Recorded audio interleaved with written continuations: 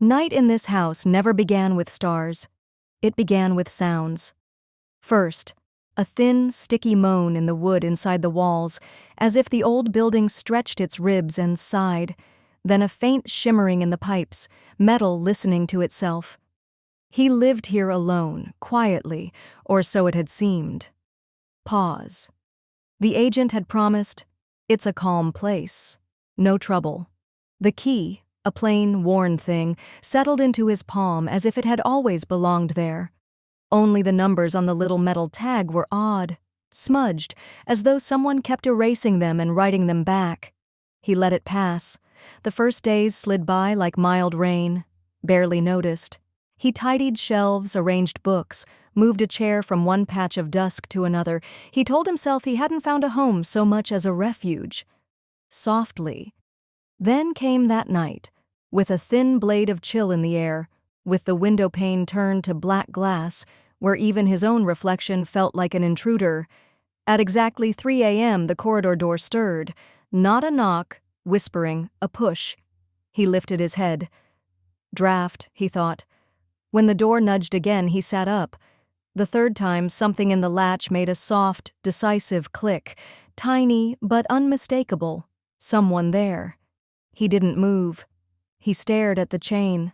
And that was when it happened. A voice slid in from the hallway, not merely a sound but breath gathered into words, strange and intimate at once, whispering, "This isn't your home." He didn't scream. Pause. He just forgot to breathe. His hand found the switch. Click. The lamp flared and died, leaving that burnt dust smell behind. His phone showed 3% battery.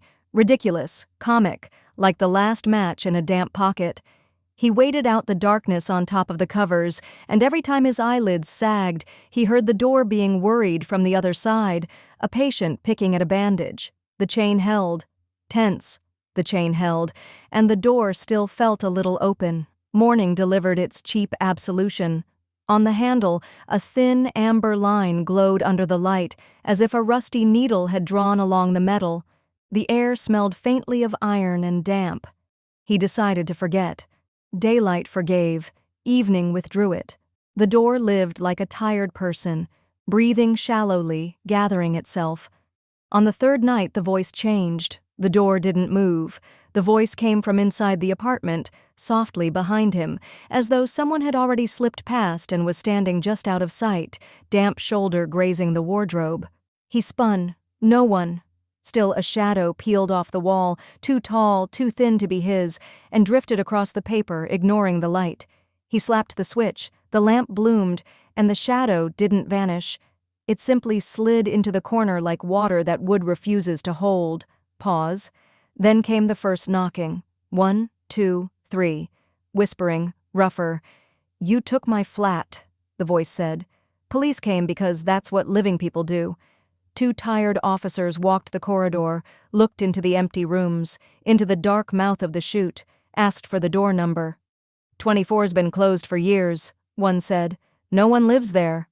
The words landed oddly. His paperwork said 24. He rummaged for the contract. Nothing. The folder was empty. They shrugged and left. He remained with a voice you can't report. The apartment began to listen to him.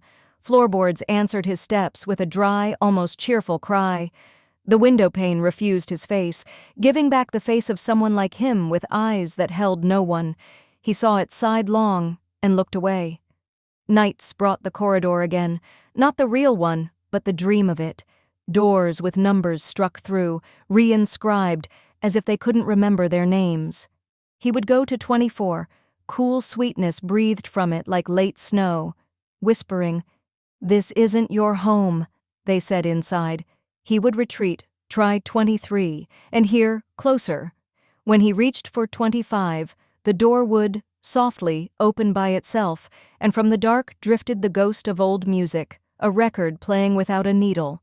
He woke clutching the sheet, palm gritty with a gray, metallic scent that wasn't dust. He tested the mirrors. He saw himself, almost. The head tilted wrong, the mouth primed for a smile that wasn't his. He turned his head to the right. The reflection, pause, refused. Then it smiled. toothless, like photographs that were never taught how. Whispering. Trade? He read on its lips. His heart thumped once, sideways. He backed up. The bulb winked and went out.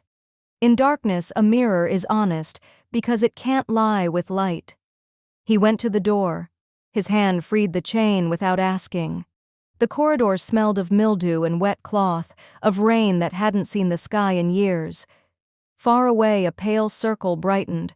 Not a lamp, but the air deciding to glow for a moment. In that circle stood a woman, or his need to see one. Hair stuck to her cheek, something narrow and small lay in her hand.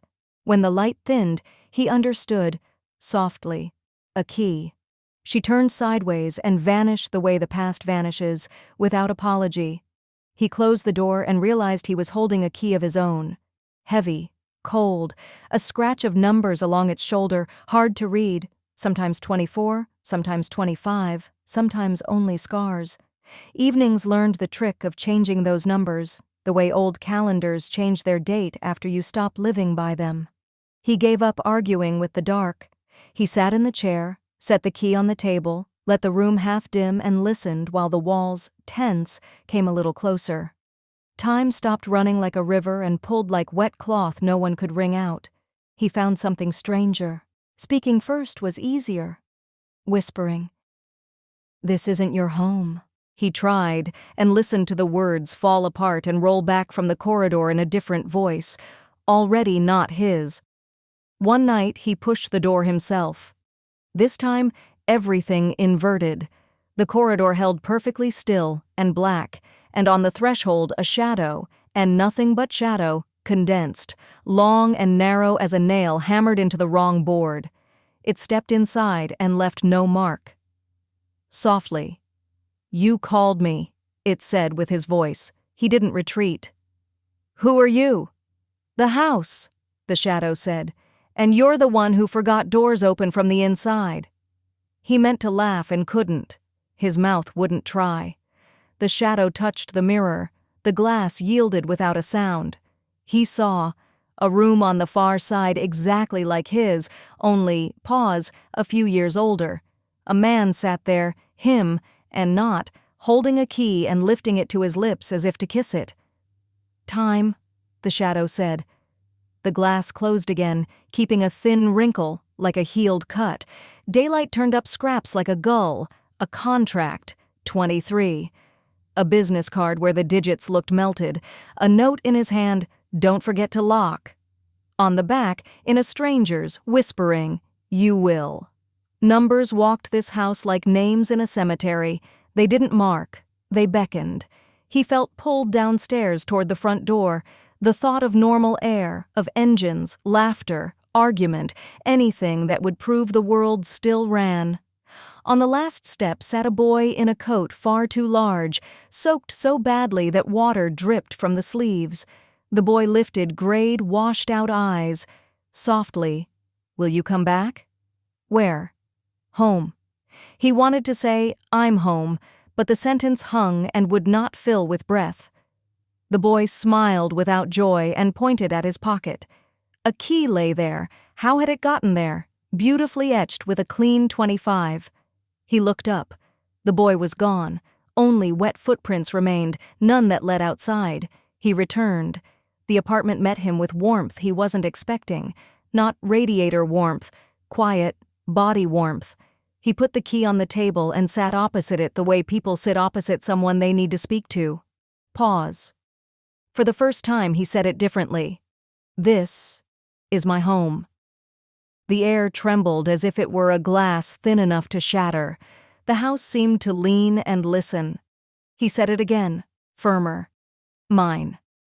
Something cracked far in the wall, and a bright cold sighed from the outlets. The house disagreed. He kept quiet. Night brought the voices, many, men, women, children. They spoke in turn, sometimes together, rarely resting.